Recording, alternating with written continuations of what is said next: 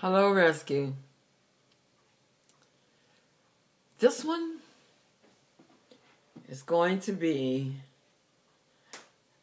a challenging point to make. The plagues. The words of the Lord. I shared them with you in the last video. Come out of her, my people, lest you partake of her sins and receive of her plagues. In other words, the sins bring about the plagues. Now, identify the sins of the church. What are the sins of the church? Jesus was very plain with Peter. He said, if you love me, feed my sheep. Tend them. In other words, bring them the truth and protect them. And obviously, clearly, the IC has pitifully failed that charge. The other great commission that Jesus gave was to go forth and preach the gospel. And when you do, there would be signs that follow. You know, people would hear and get born again. People would hear, not understand, and be damned. So, this is another sin. You preached, but you preached a mixed gospel. And we've already talked about the millions, maybe billions of people around the world who honestly did what the preacher, the evangelist came and told them to do. You know, ask Jesus into your heart. They did. And now around the world, they are in a major mess. So, this too is a sin. You were given instructions and you went forth. You brought forth the wrong thing. You literally armed the devil by preaching or accentuating the wrong things in the gospel. You went around the world and told people to sow seed, you know, and they would be blessed. And many of them are cursed. And that is a plague. The plague itself is that not only didn't people receive the truth, but the enemy was able to get in and imitate the Lord and get people to worship a fake Jesus. That too is a scary plague. God gives you something to do and you mess it up totally.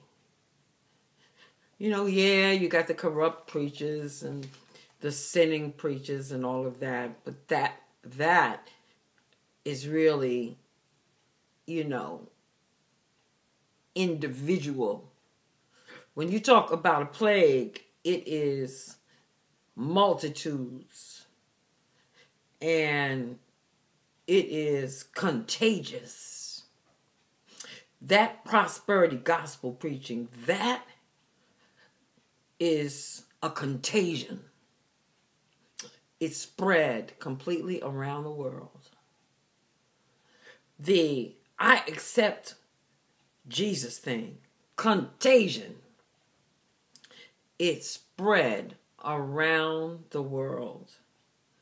I don't know which one spread worse, but when you think of the Billy Graham crusades and all the imitators of Billy Graham around here preaching the same thing he preached, choose Jesus or go to hell. When you think the results of that, that is a contagion. It is infectious, and it is a plague. And so the sins brought about the plague. How about the people sitting and watching TV, and somebody begins to chastise them for not sending the money. And the person goes out, falls down, and breaks her teeth. And what does she think about? Her teeth are broken because she didn't send the money.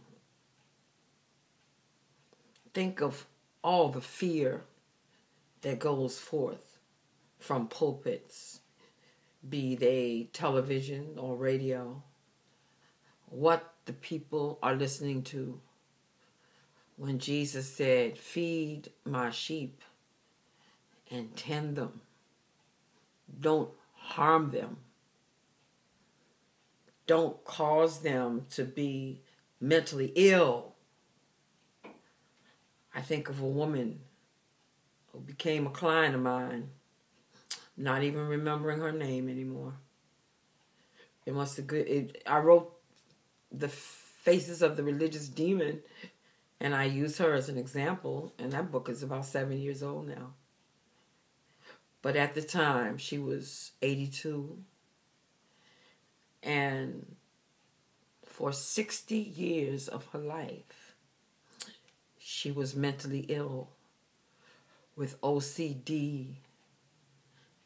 And yet her son got on that phone and told me, you will never find a better Christian woman than my mother, who takes communion in her home every day and prays every day. Yet she walks around her house scrubbing and cleaning because she sees excrement and urine all over everything. And that's the way it's been for years. For years. And then she tells me how it all started. She doesn't even know how it started. But as she tells me the story, I know how it started. It's the plague. She was at a revival that Oral Roberts was the lead preacher. He came out and laid hands on people. And when he laid hands on her, she fell out like dead and laid there for long periods of time. And when she got up, she was speaking in tongues. And she believed that that was the day of her salvation. And what happened? About a week later, They were carrying her. The men in the white coats came and put her in the ambulance and took her to the mental health ward. And she spent most of her life going in and out of mental hospitals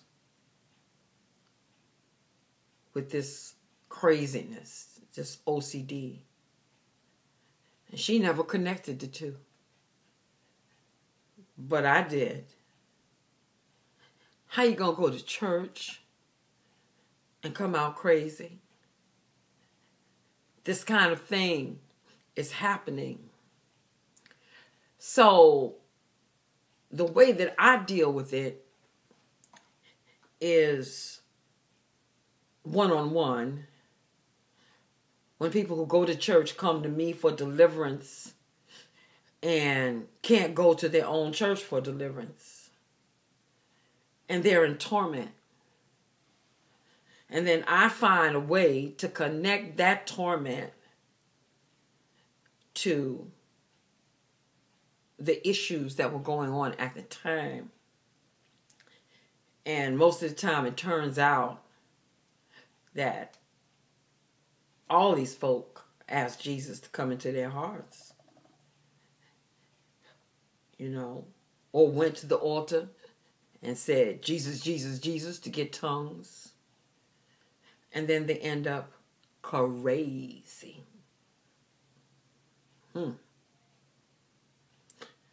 What I'm doing now, I have Derek working on this project. And that is to go through the web and find every person that has been injured in church. And generally, he's looking at it from the standpoint of gunshots. So there's certainly more to talk about with this. A lot more.